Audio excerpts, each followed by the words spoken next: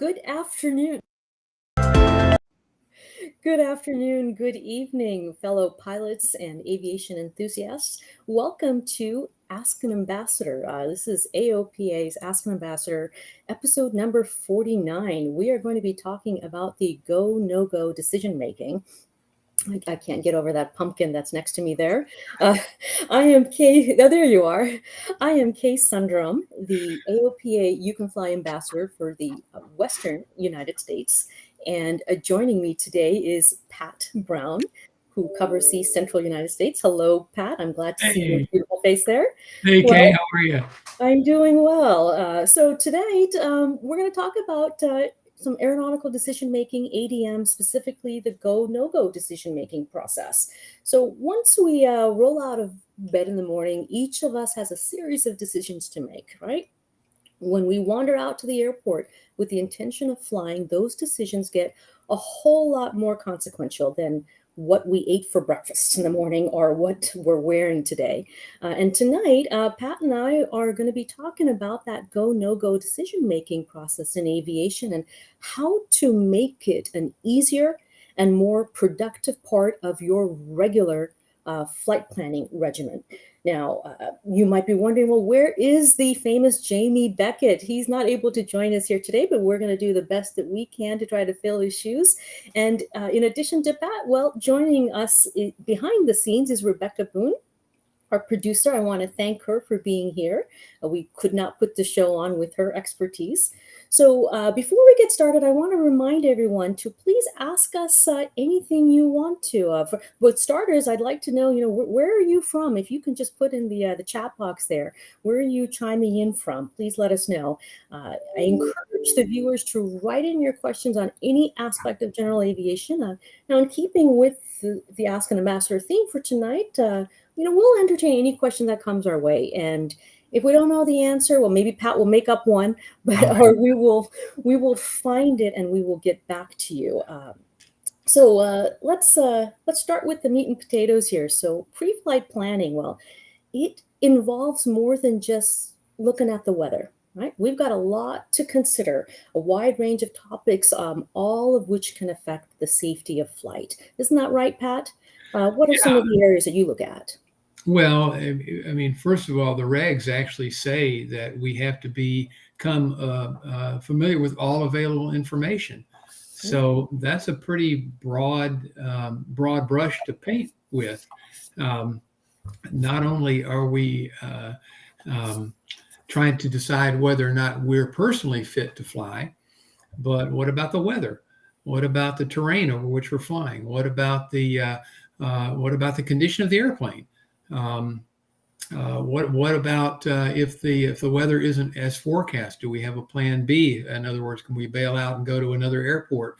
Maybe the winds are stronger than we had expected them to be, and we got to figure out a fuel stop or something along those lines. So, I mean, those are just the things that kind of come off the very top of my head. Yes, and you brought up the weather. In fact, we got a question here. Welcome, Chris. He asks, well, how far out can you decide on the go no go on the weather? Well, yeah, that's gonna depend, isn't it? Yeah, when I'm planning across country, a case in point, I've talked about this a little bit, I think the last couple of times we were together. We flew to Denver for a family wedding a few weeks ago, and I started looking at the weather, a good 10 days out. Now, what sources? The Weather Channel. At that point, that far out, all I'm trying to do is just get a ballpark idea, and it's a guess at best, even with the pros when it's that far out.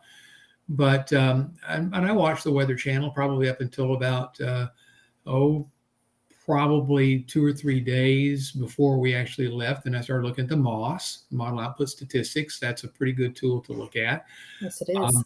when we got to 24 hours out, now I'm starting to look at the TAFs.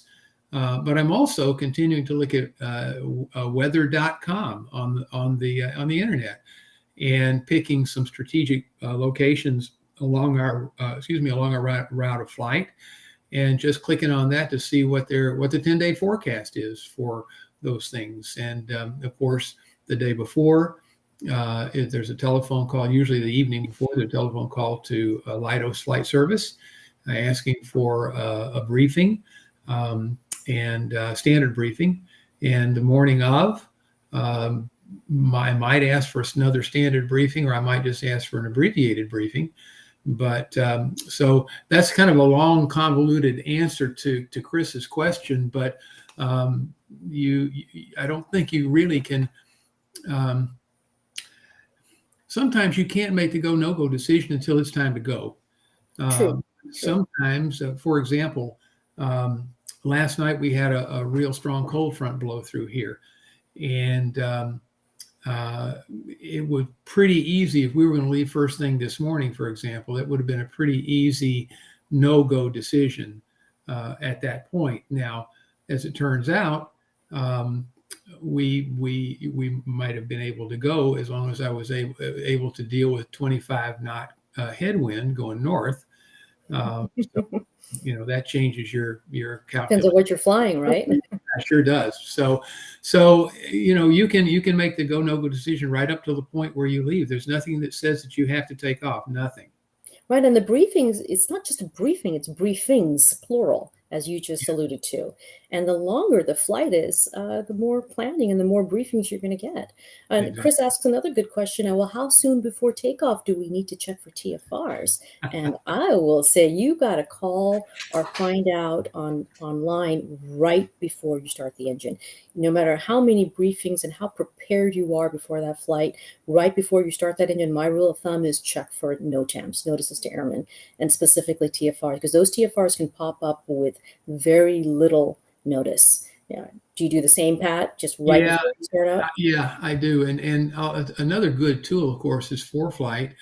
I can't speak for Garmin Pilot and WingX and some of the others because I don't use. Nothing wrong with them. I just have always used ForeFlight. But ForeFlight is typically really good about putting up TFRs a day or two, sometimes more, before they go into effect. Before they go into effect, they're shown as yellow circles, and once they go into effect, they're shown as red. And I found out, honestly, there are times when ForeFlight knows about it and Flight Service doesn't. So, but yeah, that's a good practice, Kay. And having the graphical representation of all the NOTAMs and TFR special events, that's really helpful, and seeing how close your route of flight will go through that. Yeah, No, so we talked about the weather. We talked about some of the the airspace and NOTAMs, things like that. Now, keep in mind, so it's not just the weather where we're departing and where we're landing, but it's also the weather in between. So of course. we have a number of different spots to take a look at. And then how about the condition of the aircraft? Something that we should be really comfortable with, knowing the maintenance of the aircraft. We're going to talk a little bit more about that, right? And how familiar we are with the aircraft. That is another element in the go, no-go decision. I've seen a lot of pilots who are very comfortable in one type of airplane, and then they're going to fly something slightly different, or the avionics might be different. And that should cause you to pause and say, let me see how familiar I am. So there's a number of different topics there. So here's rule number one, I think, is we don't have to go, right? That's That's right. always an option. The flight is optional. It's always optional. And the FAA has some valuable guidance for us to make use of. And I'm hoping that all of our viewers have seen this I'm safe checklist. It's a great place to start. Let's put up that first graphic on I'm safe. There you So go. hopefully folks have seen that. Yeah. Do you have any illnesses? Do you have any symptoms?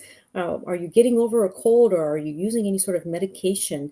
And just taking a over prescription or over the counter, that's not the decipher there. It's how is your body going to react to those medication, and maybe you should sit it out and stress. Right? Am I under any pressure from your job, financial matters? It doesn't have to be serious items. Even just minor stressors should cause a pilot to pause and say, hey, I'm not going to fly right now. I'm just going to let this subside. Alcohol, we know that rule, 8 hours bottle to throttle. Mhm. Fatigue, this is a really big one. And I got to say, this is one that I have to focus on quite a bit because, we've got a busy schedule, and being tired is one of the major causes for pilots to make mistakes and lead to poor decision making. So make sure that you're adequately rested. And then the emotional component. If you're upset, take a break from flying for a little bit. So that's the I'm safe checklist. Now, KK, yeah, go ahead and add to that. I just want to touch a little bit on the medication end of things. Yeah. Now, I want to point out that I'm not a doctor, nor do I play one on TV. But if you're looking at any kind of medication, whether it's prescription meds or over-the-counter stuff, take a look at the dosing interval. Let's just say that you're taking maybe you're taking an allergy pill, and it's 12 hours, twice a day, maybe when you wake up and we go to bed. So 12 hours is the dosing interval.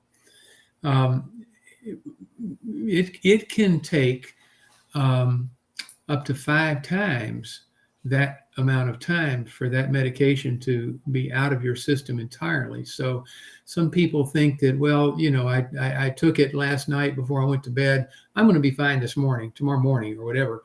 Not necessarily so.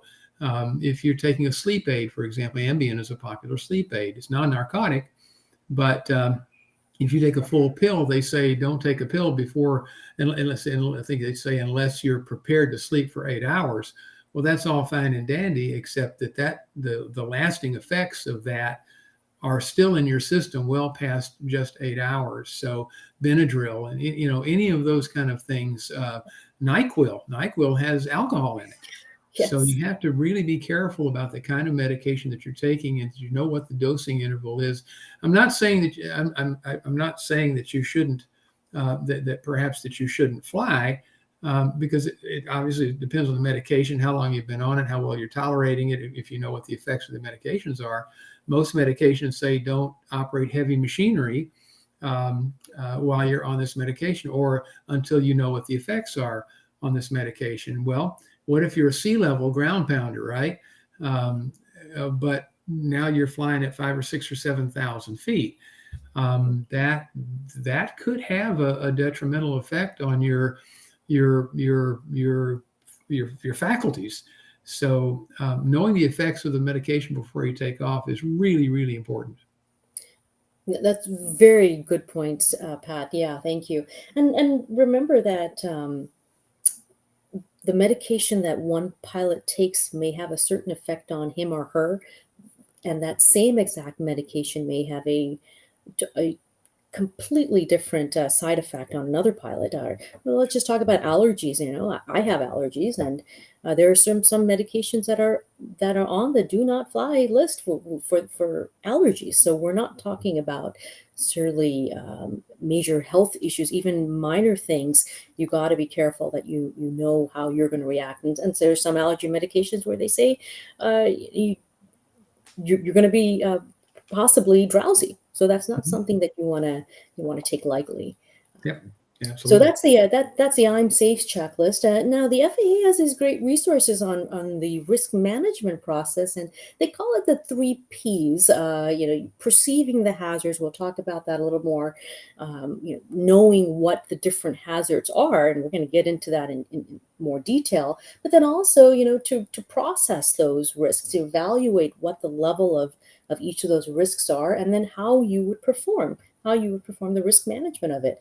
But let's discuss perceiving hazards. So there is a PAVE checklist, right? Do you want to mention what that acronym stands for, Pat? Well, yeah, I mean, familiar with this? Yeah, there's way too many acronyms in aviation. I got to tell you, that's just my pet peeve. There's way too many of them. But that said, there are some that are helpful. The I'm safe is certainly one of those that I would hope that all of us, whether we look at that letter by letter is one thing, but I would hope that all of us at least are mindful of those factors when it comes time to getting ready to get an airplane. The PAVE model, P stands for pilot. How am I? That could prompt you to run the I'm safe checklist, for example. Aircraft is number 2. What kind of shape is the aircraft in? Has it been running great? Is it just come out of maintenance? Boy, if it's just come out of maintenance, especially an annual or something where some major work has been done on it, boy, oh boy, you better make sure that you do an extra thorough pre-flight and so on and so forth. The environment, we talked a little bit about when you're going to check the weather and how far in advance you should make your go no go decision. But how is the environment? Yeah, this is a really good one to look at here. This is one of the AOPA Air Safety Institute. This is the VFR personal minimums deal, and the external pressures is another one. That's the get there itis. That's the fact that you just told your significant other that you're going to be leaving tomorrow morning and you're going to be going to somewhere that he or she really wants to go to, and then the weather comes up and it's terrible.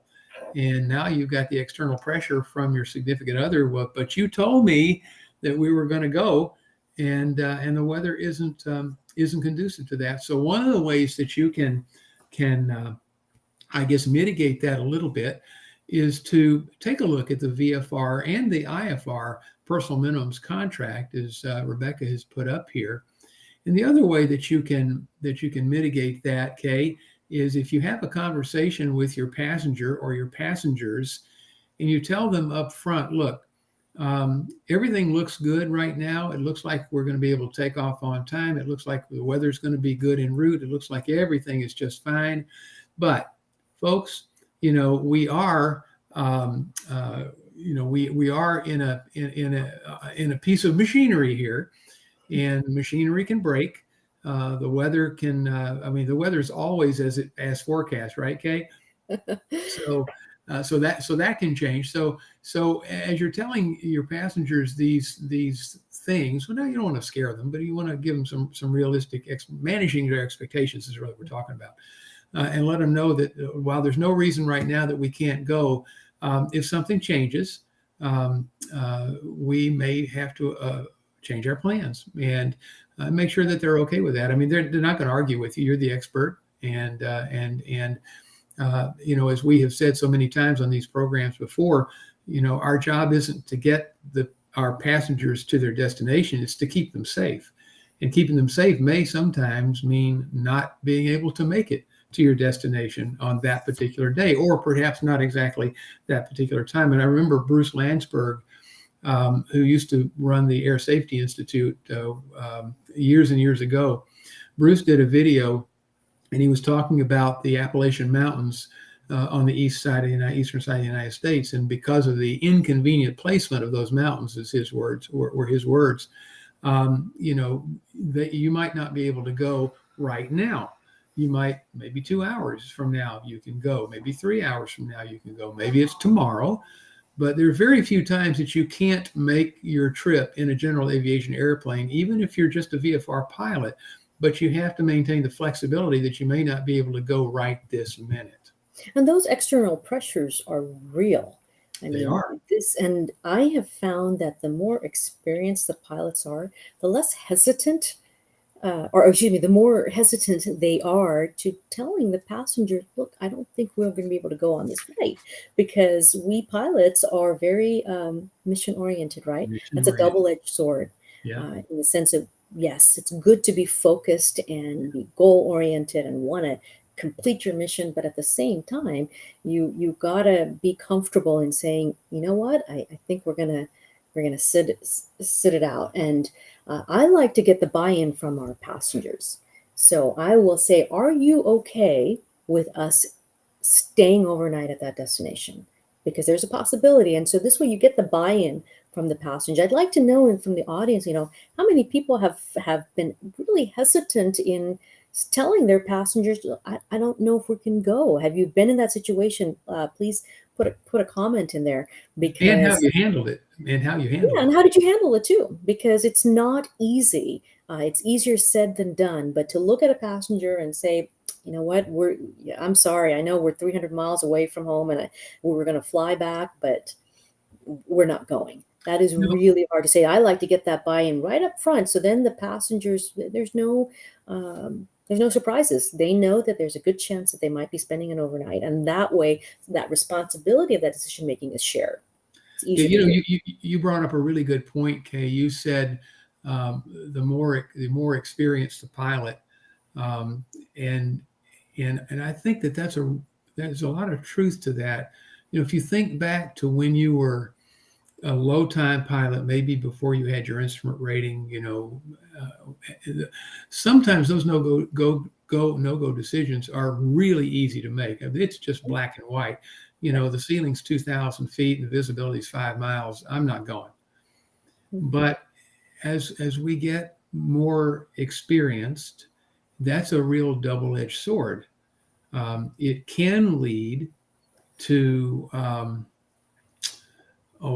plan continuation bias, for example. You've got this trip plan. Things aren't going quite the way you'd planned, but you planned to get to this point here. And um, what I have found is that there are times when that go no go decision for me is much more difficult today than it was all these years ago that when I first started flying, because my skill level is higher, the equipment in the airplane is better, the weather forecasting or weather guessing, depending on how you want to couch that, is typically a little better.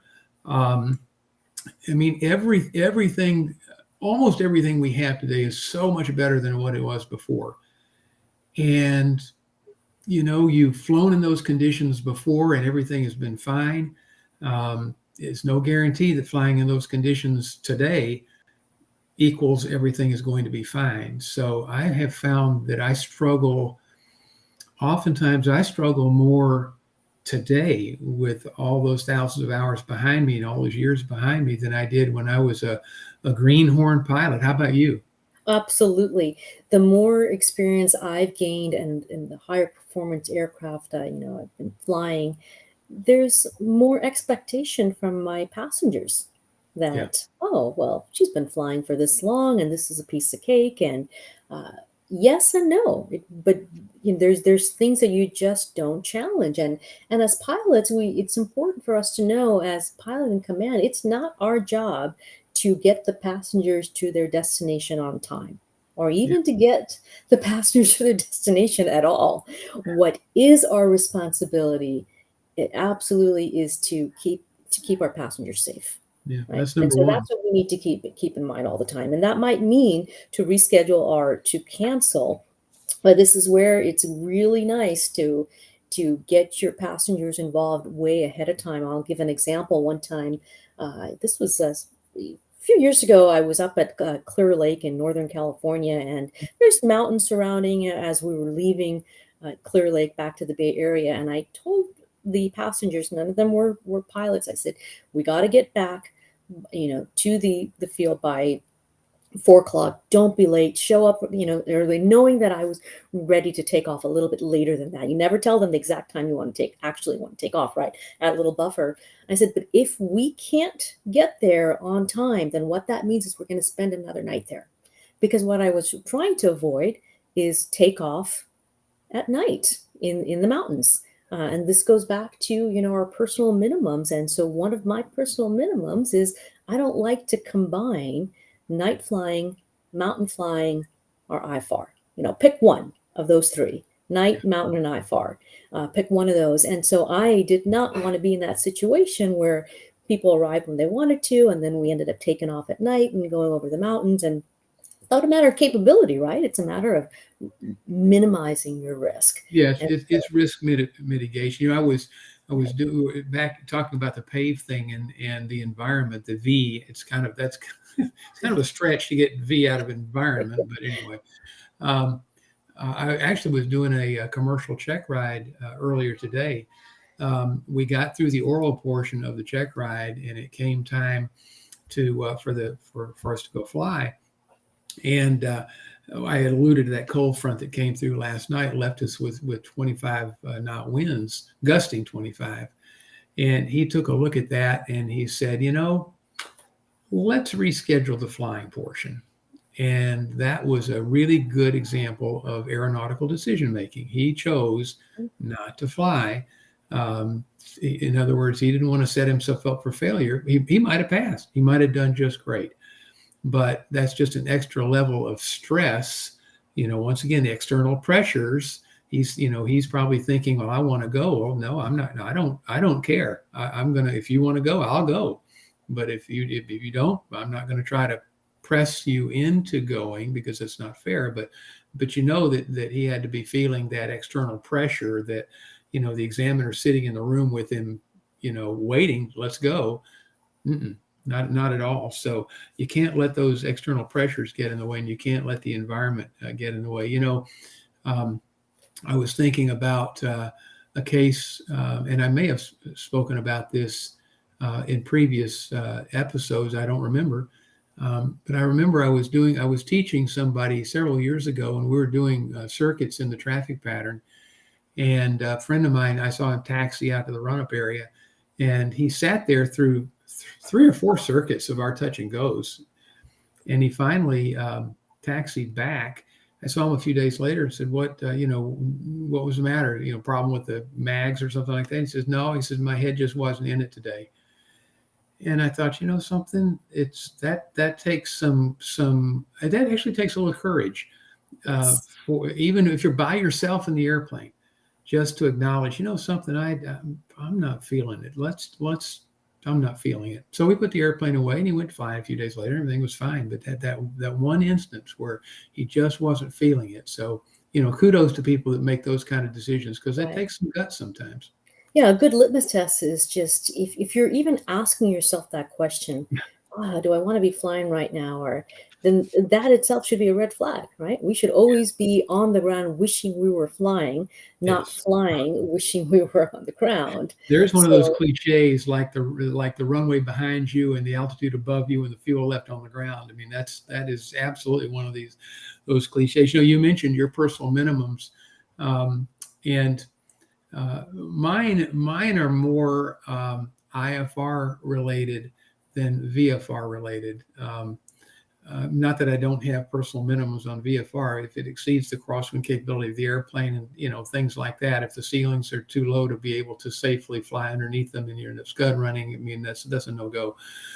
But for me, the in an IFR environment, there are 3 things for me, because we're in the flatlands down here. I'm sure they would change if we were in Colorado or out where you are, but where it's down here, it's pretty much sea level or not very much above sea level, almost no matter where we go. For me, I won't fly IFR in IMC without a functioning autopilot. That's number 1. Number 2, I won't take off if my destination is forecast or is actually at minimums. If either it's at minimums or forecast to be at minimums when I arrive, I'm not going to do that. And the third one is no IMC at night. yep. Won't do that either. I have the So same thing there. Yeah, those are good yeah, minimums. I'm it's curious to know from the audience, what are some of your personal minimums, VFR or IFR? Just pop them in there in the comments, because at the very beginning I said that we're going to talk about specific plan to minimize our risks, and so I want to pull up the personal minimum contract again, that VFR minimum contract, and let's take a look at that a little bit more in depth.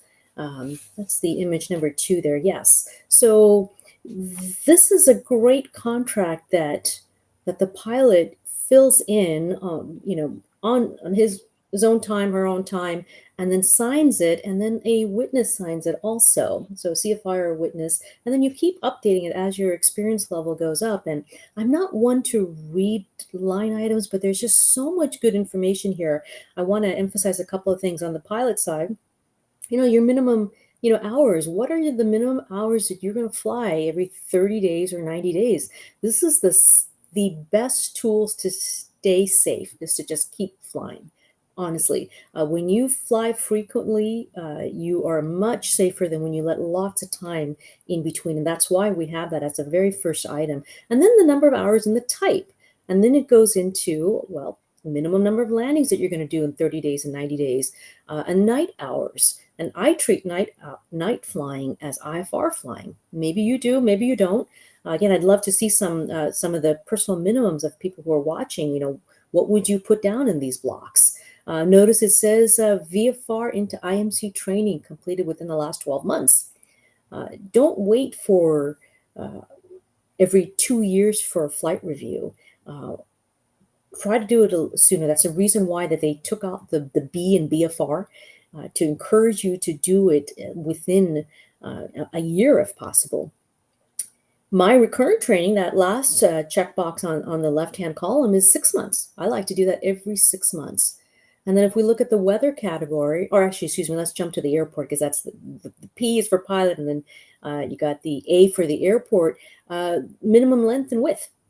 I don't like to go into some airports, like with the Cirrus, for example, under 2,700 feet.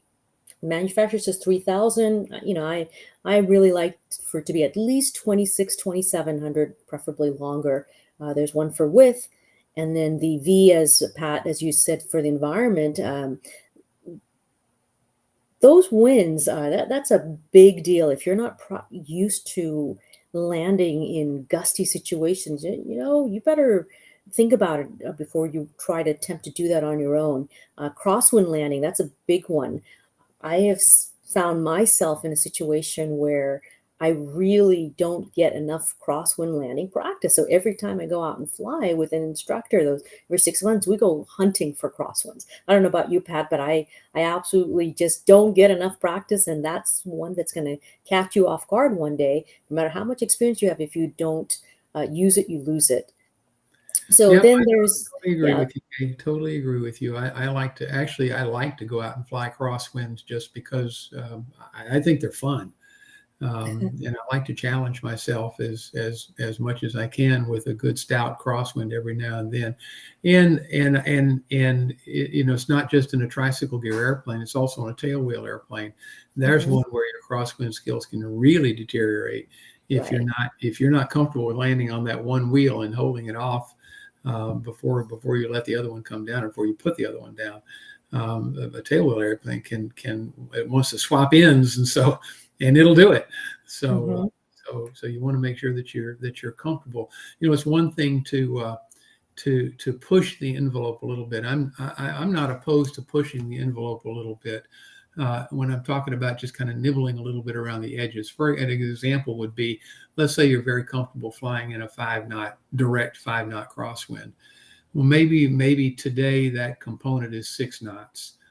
That's pretty close to 5 knots. I think that if you went up knowing that you're going to practice some of those things, and to the point where, okay, well, I'm comfortable in 6 knots now. Maybe tomorrow it's 7 knots. Well, I'll try that. But if you're comfortable in 5 knots and you come out and it's a 10 knot direct crosswind component, or 12 knot, that's just foolish.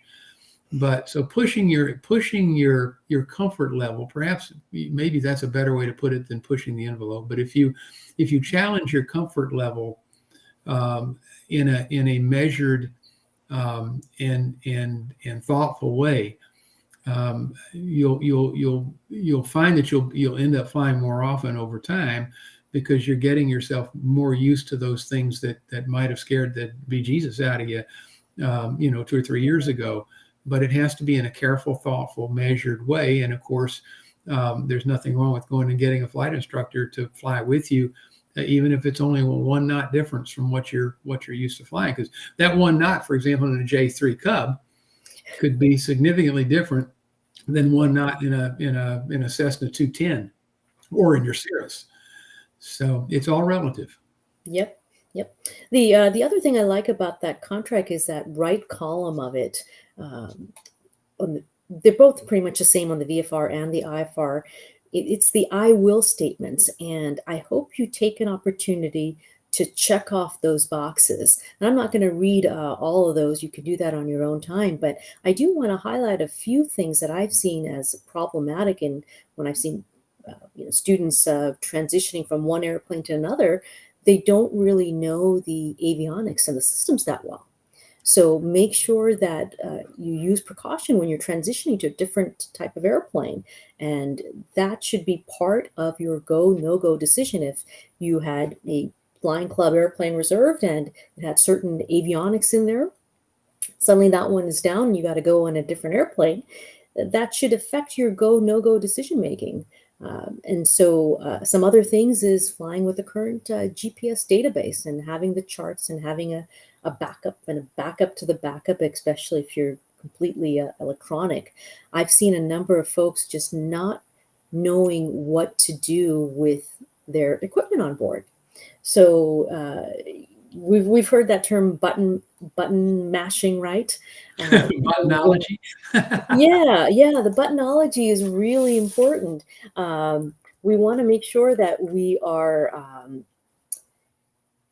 we're familiar with everything that is in the cockpit, and we're not just testing it out for the first time on our own. One of my personal minimums is if I am moving to a new airplane with a whole lot of different avionics, I like to have 5 hours in that airplane before I'm going to take it into any sort of IFR conditions or on a long flight because and the 5 hours doesn't have to be all in the airplane. It could be chair flying. You Mhm. could be sitting in the ground with a auxiliary power unit connected, and it doesn't have to be all flight time, but really get the groove of things. And how do you load the approach? How do you do all of this quickly on the ground? And 5 hours is my personal minimum on that. And I think I'm pretty, tech savvy in the cockpit. I love the technology and all that. And I still like to have 5 hours. So that's on that column there. And then always get, this is the other one that's on that list, is that it says, I will always get a recorded FAA weather briefing and file and activate a flight plan. Mhm. Now, I know some people that don't, and they say, oh, well, I have flight following, and what they don't realize is that there's a difference between flight following and filing a flight plan. Now, it depends on what sort of terrain you're flying over. And in my neck of the woods, there's a lot of mountains. They're 10,000 feet, and if I'm going to cross over, I want to have a flight plan, even if I have flight following, because flight following, as we all know, is separation Voluntary. services, right? It's for IFR traffic, and they will help VFR traffic on a workload permitting basis. But it is not search and rescue. No, And it's not. so, yeah, so I like that little checkbox. And so, request flight following when you can, but please do file a flight plan, particularly if that terrain underneath you is pretty hostile. Get that free insurance. And so that's the VFR, personal minimums contract, and there's that same version for the IFR. And so that's part of our go no go decision making. Yeah. But yeah. Okay, when you were talking about your personal minimums on equipment, I bought a 182 a while back, that new to me 182, and I've got, I don't know, thousands of hours in 182s, but not in this particular 182 with this particular radio setup. And it has a 750, and then and all the bells. I bought it from my avionics guy, so it has all the bells and whistles on it, all the latest graded gadgetry. And I'll tell you, it was every bit of 5 hours, probably closer to 10, before I felt like I could more or less reach to where I wanted to be to touch what I needed to touch. And although, by the way, it was a touchscreen avionics where previously pretty much all I've had is the buttons and knobs. I mean, they're IFR certified GPS WAS navigators, but it's buttons and knobs, not touchscreen. That's an entirely different animal. And along those same lines, I was having lunch yesterday with a friend of mine who has a 1962 Bonanza V-tail, beautiful airplane, and he just put a stupid amount of avionics in it, to the point where it's technically advanced, and it's basically a glass panel airplane. Yesterday would have been a perfect day to go out and fly IMC, because the ceilings were about 1,200 feet, give or take, and it was in advance of that cold front coming through. Conditions actually were quite good to go out and fly IMC, and he was tempted to go do it, but we were sitting over lunch, and he says, nope, not with a brand new panel. First of all, it had just come out of the avionics shop the day before, so he hadn't really had a chance to test everything out and make sure it works. But secondly, he didn't know how to make everything work. So, here's a really good example of aeronautical decision making. And he decided to stay on the ground that day and wait until a flyable day when he could have a safety pilot in the right seat, in the right seat, so that he could get used to pushing all the buttons and knobs, not having to worry about looking out for traffic. So, it doesn't matter what your experience level is or how much money you've got or anything like that. You don't want to go flying in an airplane that you're not familiar with, or avionics you're not familiar with, even in an airplane that you are very familiar with. I agree. And sometimes people think, well, I have all this, I got this fancy autopilot just added in, and so I have all this extra stuff, and that's extra safety. It's true if you know how to use it well. And there Yes. is such a thing called automation management.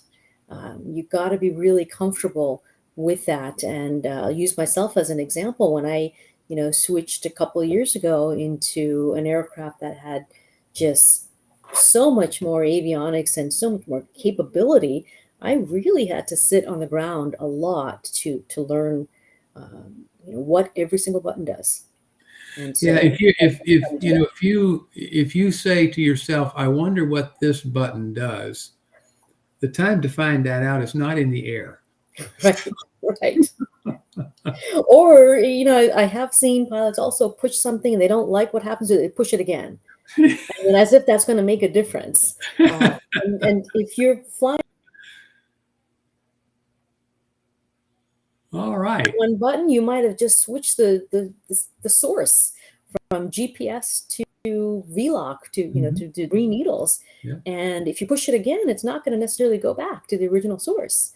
You got to go back. So you've just basically decoupled your approach there. And Yeah. so that is a very serious mistake. It's very easy to do just by wondering, oh, let me just push this one button, and now Yeah. your source is gone. Yeah. So that's important here. Let's do a couple of scenarios. I have this one written out. So Pat, let's just say that you are the pilot, all right, and on a long VFR cross country flight. Okay, it's not instrument rated. The aircraft is not IFR capable either. Now it's the second day, and so you're a little tired and probably not eating as well, because a lot of these places might just have a vending machine or not the greatest food, right? So you're a little hungry and all that.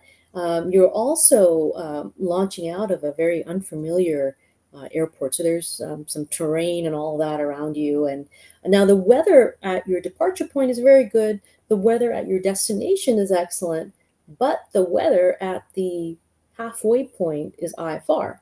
But it is expected to improve as the day goes on. It's supposed to get better. So do you go or no go? That's a great question. Some of the questions that I might ask myself before I'm making that decision might be, will I feel better if I take a nap for a couple of hours? Maybe I make sure I have breakfast. Maybe I'll lay down, take a nap for a couple of hours, and maybe that en route weather will have cleared up by that time. But if the answer is, even though I'm a little tired, I feel okay. I might look at see what are the tops forecast to be on that weather that's en route. But probably more importantly, what's underneath the clouds that I can't see? Is it some cumulogranite?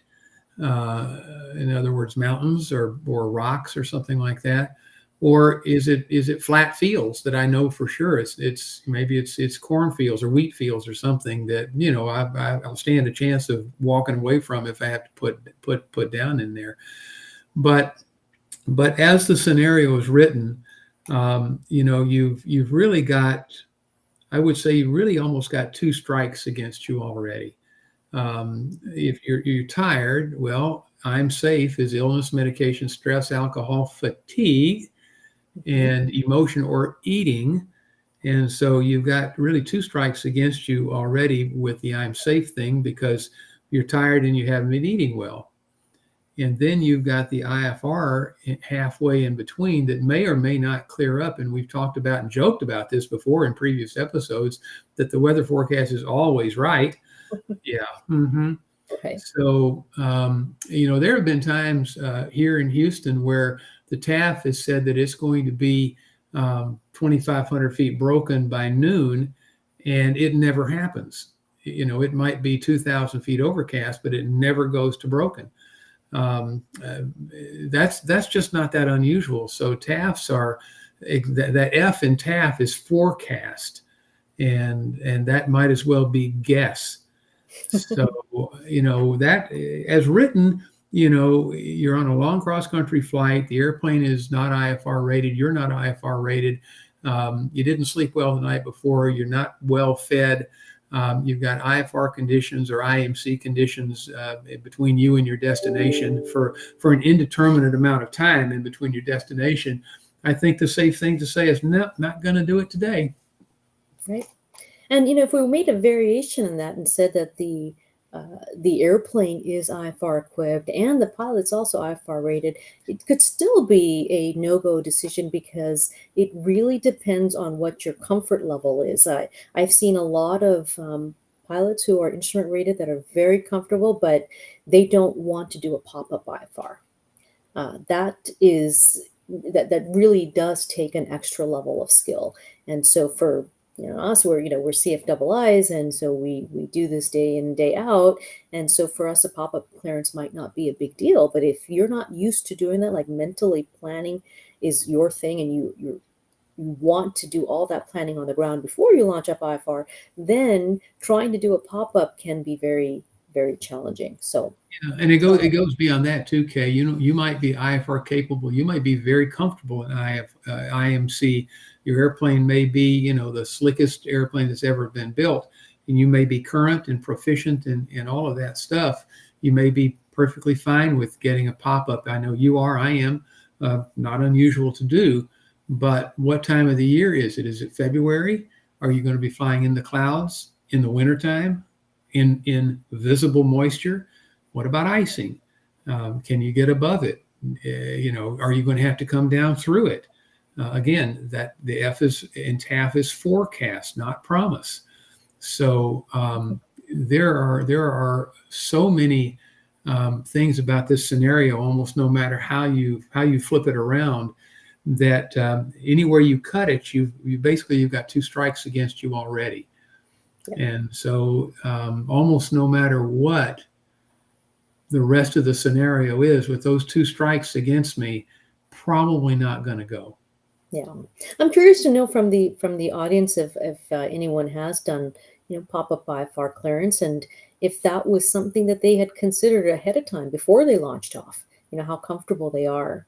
But let's do another scenario here. Sure. So let's just say this time you're the passenger. All right. Now you are a pilot. Pat, you are a pilot, but you are the passenger, and you're going to be seated in the back. I know you always like to do the flying, Pat, but this time you're sitting in the back. Now the pilot is flying a very short route that's very familiar to him, and attending an event that you and two friends are coming along with, and the airplane is loaded to the maximum gross. Well, actually, maybe a little bit more, because aren't you allowed to, just take into account the fuel that you're going to burn off when you're going to fly? So you're a little bit above gross. Is that okay? I No. don't know about that. All right, I didn't think so. All right, but let's just say that you are loaded to max gross weight, and then there's been no briefing done by this pilot friend of yours, because it's a short flight and the pilot's very familiar with this particular route. The weather's good at the departure point, along the route destination, so that's not a factor there. But the temperature is in the mid 90s, and the altimeter is set to 29.8. And the pilot's kind of complaining a little bit about just a slight headache, but they said that they're good to go. They've done this many, many times. What do you think as a passenger? You're a pilot. Go or no go? Well, first of all, I'm not going to be in the back seat. Of course not. I'm absolutely serious about that. I'm not going to be in the back seat. It's not that I'm super pilot or super fly or anything like that. It has nothing to do with that. There's a little bit of a control issue. I will cop to that. There's a little bit of a control issue, but I have a lot of pilot friends, as I'm sure you do, Kay. There's a very small number of them that I would feel comfortable relinquishing some sort of control, even if I'm just a passive passenger in the right seat, literally a passenger in the right seat. There's a pretty small number of people. And it purely has to do with control. These other folks are perfectly safe pilots, but it's a control issue. So, but let's take that off the table for a moment. That's my own idiosyncrasy that you're not going to talk me out of. But the airplanes at max gross, okay, that in itself, not a problem. The airplane is rated, let's just say it's rated for 3,200 pounds, like my Cirrus was. Okay, 3,200 pounds. That's a piece of cake. That airplane will handle 3,200 pounds all day long. The runway that I fly out of every day is 4,000 feet. It'll handle that all day long at max gross. That's not particularly a concern because we're at sea level. Our airport's 111 feet above sea level.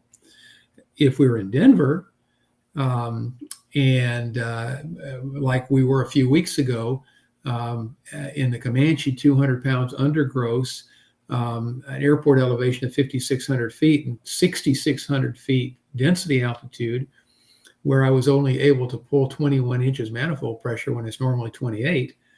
All right, now I'm going to start thinking a little bit about that. I had 8,000 feet of runway, so okay, the calculation said we could make that with lots to spare. Okay, so that's not really particularly an issue. But we're over gross. Well, first of all, that's just simply against the regs. That's a no-brainer. It's bad planning, right? Yeah. It's bad planning. Now, let's just say that you're 6 pounds over gross. You're going to burn probably a gallon taxiing and doing your run up and whatnot. All right, as long as you're sure of that, then all right, that's cutting it close. But let's just say you burn 2 gallons off and you're sure of that. So now you're under gross. Okay, that's fine as long as you're within the envelope and everything looks good. That's all fine and dandy. So that wouldn't necessarily be a no-go. Again, depending on how much I knew for sure we were going to burn off. But so let's just assume it is at max gross, not above. No briefing because the flight is short and the route is familiar to the pilot. So by no briefing, I'm assuming we're meaning that we don't call weather and we don't get a report on TFRs and things like that. I doubt seriously if there are any of those among us that can't say that they've never done that. I think all of us at one point or another have fallen into that complacency place where it's just a short flight. It's just over the ridge. It's 12 miles to the next airport. It's clear and visibility unlimited. A 4 flight says that there's no TFRs coming up. Should you go without doing it? No. Do people do it? All the time. So I would leave that to your individual judgment as to whether or not you felt that was a go or no go. But I will say that people do it all the time, and it's not a good practice, but it gets done that way. Let's see here. The weather is. Let me see here. The weather is good at departure point, destination, and in between. Okay, so how do you know that for sure if you didn't call and get a weather briefing? They just looked out the window. If you just looked out the window, or even open up ForeFlight. I mean, you can put in ForeFlight, put in a VFR flight plan through ForeFlight and get briefing and done. You don't have to talk to anybody. And if you push the radar button, touch radar or touch cloud covers, or there's a number of tools in ForeFlight that you can use.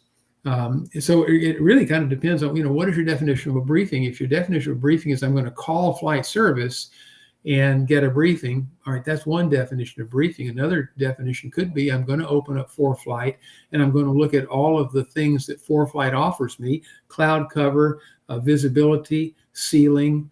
I'll look at the radar and see what the moisture content is in the atmosphere. There's a lot of things in ForeFlight that could for a short flight like that could be a perfectly good weather briefing for a short flight. Now, sure, it won't take very long either. When you do that online, or using your electronic flight bag, your EFB, it takes minutes. Yeah. Sometimes calling can take a lot longer, and you don't get as much information if it's for such a flight like this. But I agree, getting it on your tablet is very, very simple. Now the one thing that you have to realize, though, is that unless you file the flight plan and you're logged into ForeFlight and you actually file the flight plan, nobody will know that you got a briefing, in Well, the you don't have event. to file the flight plan as long as you log into the account and you get a briefing, but you don't have to file the flight plan. They'll know once you're logged into your account. Yeah. You're right. I'm sorry. I'm thinking about something else. But at any rate, as long as as long as you can prove essentially that you got a briefing before you took off. Let's see what else. Temperature in the mid 90s, altimeter set to 2980. 2980 is kind of low pressure. That could portend some not so great weather perhaps on the way. A low may be forming. That could be a bad thing. Temperature in the mid 90s, my first thought would be density altitude. Once again, I'm at a 4,000-foot runway. Probably not a problem at sea level, but you got a chart in the book that tells you whether or not you can make it or not. So absolutely. Pilot complains of a slight headache, but says they're good to go. Is that headache caused by carbon monoxide poisoning? I don't know. Or the hangover from the night before. It's that 8 inches from bottle with 8 hours from 8 hours. Yeah. inches. I get those two mixed up. So, probably a no-go on something like that. Again, it's more the headache thing and the gross weight thing that concerns me rather than the briefing, because there's ways that you can do the briefing that's very, very quick and easy. Mhm. Yeah, no, that's good. Thank you, Pat. We only got a few minutes here, and I know we want to cover a couple of other resources. But let's pull up the ASI website. I think it was clip number 4. And so there is an entire section on our Air Safety Institute website about aeronautical decision making. And notice it says right there at the center, poor decision making is a root cause of many, if not most, aviation accidents. And this happens to be the case year after year. That's why we wanted to do this particular episode on the go, no go decision, because good decision making, it's about avoiding the circumstances that lead to those really tough choices. It is tough to tell your passenger that no, we're not gonna fly today, we're gonna have to spend the night. And but if you are cognizant of all these external factors and the PAVE checklist and the I'm safe checklist, then you will more likely make those good choices every time you fly. So come take a look at that website, and there's some videos specifically on the weather and the decision making process, and I encourage you to watch those. There's really good. And then we know about that pilot handbook of aeronautical knowledge. Let's put that the PHAC that they sometimes people call it. That's chapter 2 is dedicated to aeronautical decision making in that pilot handbook of aeronautical knowledge. I encourage you to take a look at that one also. And then, Pat, you mentioned about an advisory circular that is 34 pages long, I believe. Yeah, We got a clip on that, don't we? yeah. Advisory Circular 60-22. It's 34 pages of fascinating reading. If you're an insomniac, this will take care of that. Um, I joke a little bit, but there's some really, really good information in here, and it goes into great depth. In addition to all of the information that's in the PHAC and the ASI stuff and all of these resources that we've shared with you today, there's a tremendous amount of information. Some of it's duplicated, but it's a really good piece of information to download and have that available to you. Yeah. Great. Well, I want to thank everyone for watching, and please send your questions to ambassadors@aopa.org. You can ask us anything, and Pat, myself, or Jamie, we're the ones who look at that email address, and we promise we will respond, right? Pat, you've responded to several. I know Jamie has, and I have too. And if we don't know the answer, we promise we'll find out and get back to you. It's not often where 3 CFIs will say, "Hey, ask us anything," and we won't charge you. So please do ask us that. Our next episode is going to be on Tuesday, November 8th at 4 p.m. Pacific, 7 p.m. Eastern Time. Please share the link to this episode on social media. And if we haven't answered any of your questions, send us that message, and we promise we'll get back to you on that. Some closing thoughts, Pat, on this topic? Takeoffs are voluntary, landings are mandatory. Choose Yep. wisely, grasshopper. Well, I would say, as I said earlier, it's always better to be on the ground wishing you were flying than flying wishing you were on the ground. So make sure that you make those good choices and you're using those checklists. Well, with that, I want to say thank you to everyone to joining us, and we hope to see you on November 8th. Have a good Good evening. night, everybody. Happy Halloween. Happy Halloween.